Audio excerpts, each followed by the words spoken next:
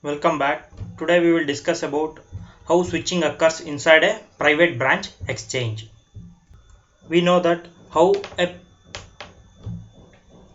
local exchange uses a switching network. Similarly, this private branch exchange also make use of a switching network similar to that of a public exchange. So this private branch exchange switches are connected in such a way that it should provide connections to a certain number of subscribers. All those subscribers are connected to a private branch exchange, that is PBX, and also it is connected to public switch telephone network via particular local exchange. So these exchange lines are given to local exchange, whereas these extension lines are given to number of subscribers that are available inside a private network. So generally private branch exchange is used for private network, and of course there exists an operator console where the line unit is connected to any music system or a computer. Generally this is used when when any of these customers find busy, they will observe some ringing tone or pre-recorded audio using this operator's console. Of course, a private branch exchange switch will be having a connection store where it is made up of memory. We will be having a lot of memory involved inside this connection store associated with each line unit. Of course, each line unit is going to each customers or subscribers. Generally, inside a private network, we will be using a lot number of subscribers. Let us assume if we are having 10 number of subscribers, if they want to communicate with each other without paying bill for their communication, and that will be possible by making use of private branch exchange inside an organization or a private organization.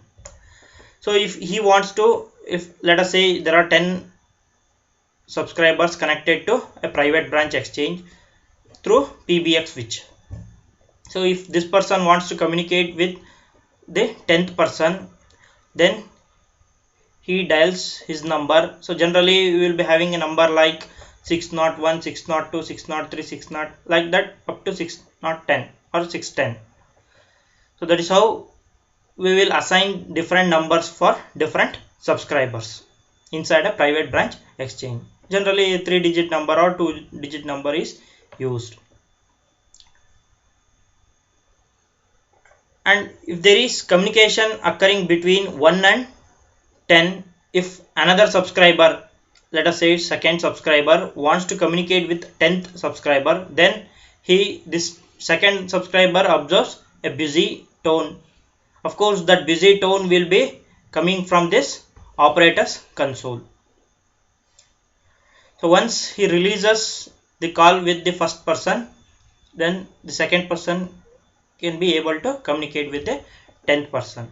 Similarly, there is possibility of this first person making call to the public switch telephone network, PSTN network, or any mobile through these exchange lines. So these exchange lines are connected to a local exchange, and we know how local exchange is connected to tandem exchange and then to national exchange and international exchanges. So that is how communication take place. Of course, generally the number of exchange lines are less in number when compared to number of extension lines or number of subscriber lines. Let us say there are two exchange lines are available. If this first person is making a call to any mobile through exchange lines through local exchange, then let us say this 10th person may also makes call to the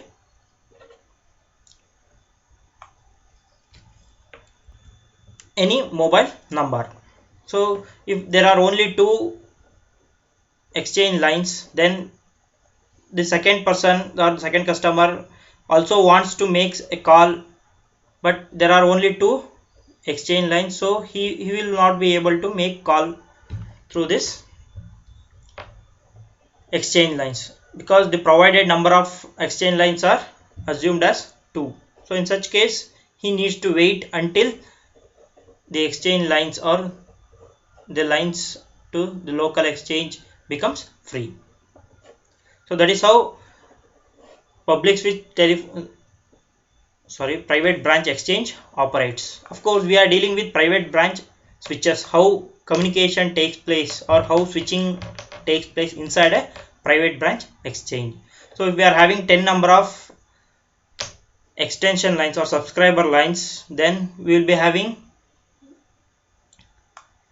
having switching between. So there exists a line going from each subscriber to other subscribers. Similarly, from other subscribers a line will be delivered to each and every other subscribers. So that is how lines will be drawn using PCM highway. So this PCM highway is having so many number of channels depending upon the number of subscribers that are connected and the number of extension lines that are available. Of course, when the switching should take place will be controlled by connection store. Of course, this connection store is connected to a processor which basically controls the operation of this PBX switch. Generally, the large private branch exchange may use a switching network similar to that of a public exchange.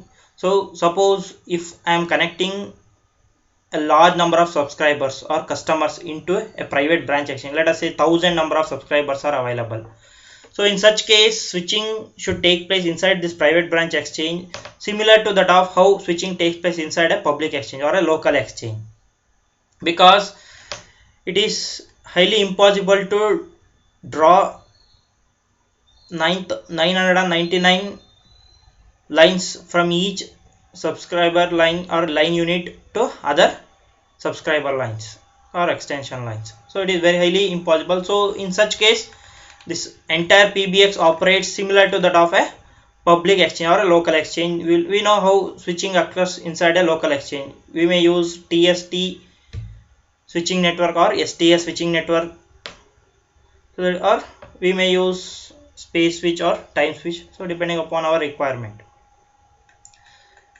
However, if it is a small private branch exchange, we may use only, or we may generate a very few sufficient traffic for all its connections to be made over a single highway. So over a single highway we make different connections between all the subscribers if it is less number of connections or less number of subscribers are connected to a private exchange.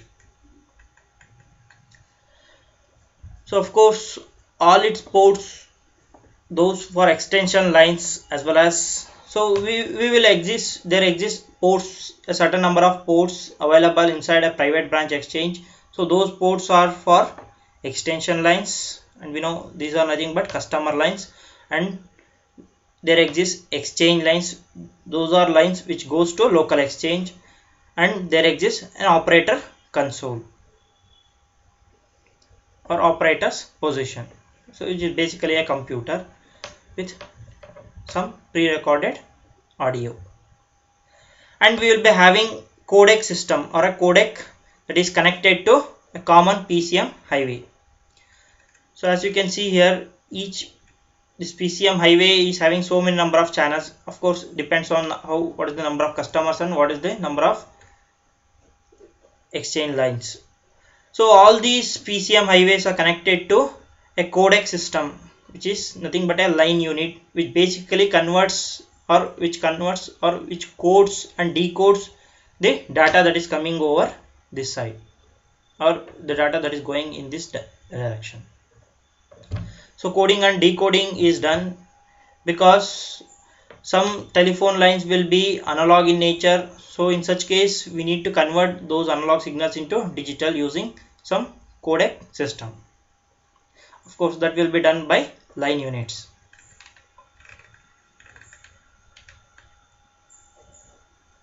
Of course, the codecs are operated in the required time slots by a connection store. So we know how these codecs are connected to connection store. In order to increase the line capacity of the private branch exchange, the number of time slots on the common highway may be increased. So it means that if we want to increase the line capacity, if we want to send more amount of data, then I need to make use of large number of channels. If I am using large number of channels, it implies that large number of time slots must be used in our switching systems. Of course, we may make use of 8-bit parallel transmission instead of serial transmission. Whatever we are seeing here is basically a serial transmission between one user to another user. But if I want to deliver large amount of speed, or if I want to transfer data at more speed, in such case I can go for parallel transmission, or I can make use of parallel 8-bit parallel transmission instead of serial transmission. Of course, to provide two-way communication over the same highway, each connection use 2 time slots. Of course, we know in order to provide two-way communication between two end users, one for sending data, another cable or channel for receiving data. So two channels are required. It implies that 2 time slots are required. Right, two-way communication over the same highway. Each connection should use 2 channels or 2 time slots. So next, let us deal with non-blocking networks that are used in time division switching systems or time division switching networks. So what the meaning of non-blocking? So generally a switching network make use of 3 stages of switching. So we will be having 3 stages of switching. So in order to provide non-blocking, of course we need to make use of 3 stages of switching. So to provide non-blocking, we should make use of large number of switches in second stage. We need to make use of large number of switches in second stage. So that will be, so we call such system as non-blocking networks.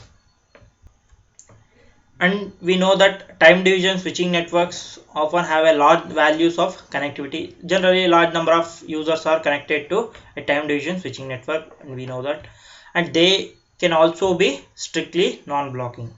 Of course, if we provide strictly non-blocking condition, then all subscribers can be connected to some other side subscribers, so without any blocking or congestion.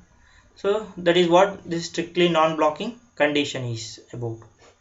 So a time division switching network will be a non-blocking in the strict sense if its equivalent space division network is strictly non-blocking. Of course, let us deal with a space division network which is strictly non-blocking, and we will convert this space division network into a time division switching network which is also a strictly non-blocking condition. First, let us deal with how space division network provides non-blocking condition for communication between two sides with large number of subscribers connected to one side as well as both the sides.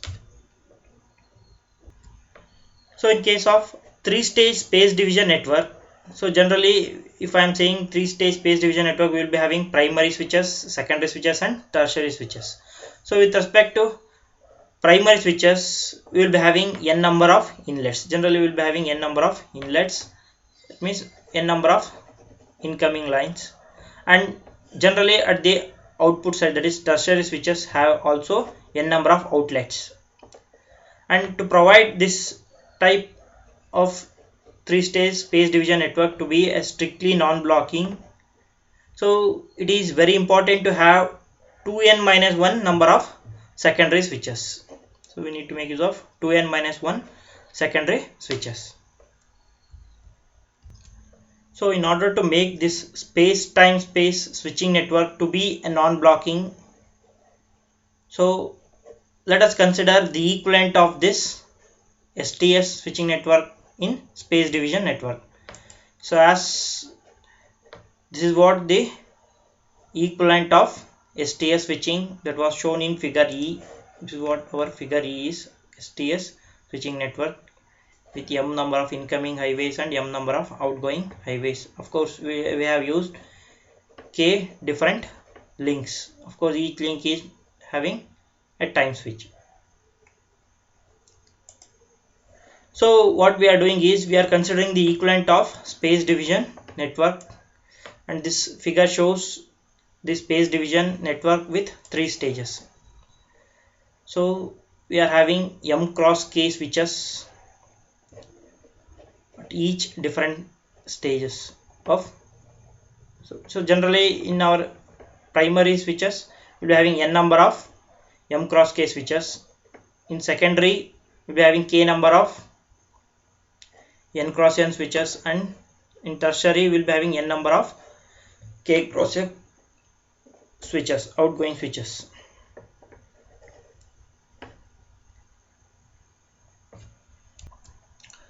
So please note that here we are having m number of incoming trunks. So all these trunks or channels constitutes a single highway. So we are having m number of trunks coming into this switch.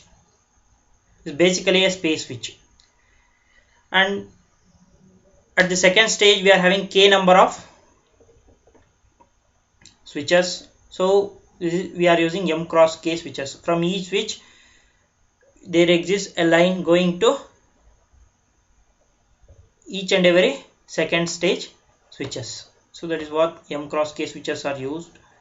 Similarly, in our second stage or at the output side we will be having m number of outgoing trunks or channels. All these channels constitute a single PCM highway. Of course, since here there are k number of switches are used, so we will be using k cross m switch, space switch. Of course, from all different k number of switches we will receive a single line into this particular space switch.